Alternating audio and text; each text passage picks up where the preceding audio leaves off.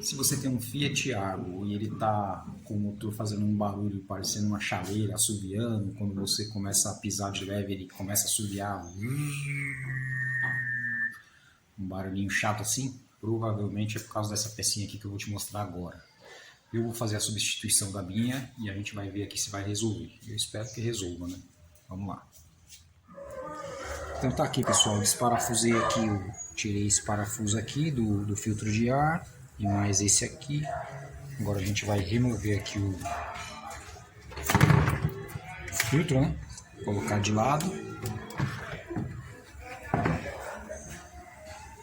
E aqui, embaixo dessa tampinha aqui, aqui tá a entrada de óleo e aqui tá a tampinha da tal membrana. Eu vou dar uma limpada aqui em volta dela e a gente vai tirar para ver se ela tá perfurada, qual é o estado que tá essa tampinha aí. Vamos lá, deixa eu tirar aqui, vou parar de gravar para poder tirar essa tampinha de cima aí que ela é toda na pressão. Então, pessoal, tirei aqui a tampinha. Quando você for tirar, você tem que levantar trava por trava dessa aqui com cuidado, porque eu já cheguei até a trincar um lado da minha aqui. Espero que não dê problema na hora de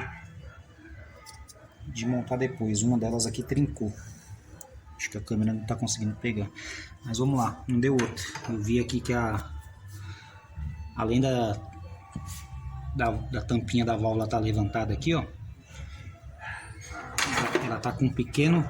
Ela já está com um pequeno corte aqui, ó. Esse rachadinho aqui é um corte. Então, trocar essa peça aí.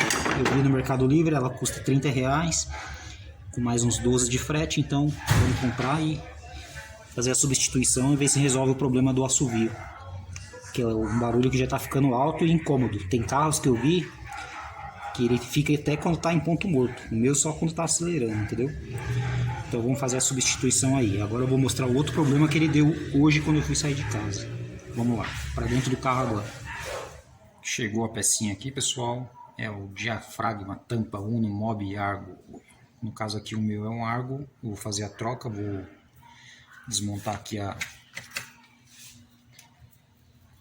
o filtro de ar e vamos substituir essa tampinha aí para ver se acaba essa barulheira. Do dia que eu gravei até hoje, 2, 3 dias que a peça chegou, o barulho aumentou bastante. Agora está em ponto morto, ele está assoviando. Vamos lá. Bom, pessoal, estou aqui dentro do carro, acabei de fazer a troca aqui da tampinha. Ela estava até com mais um corte.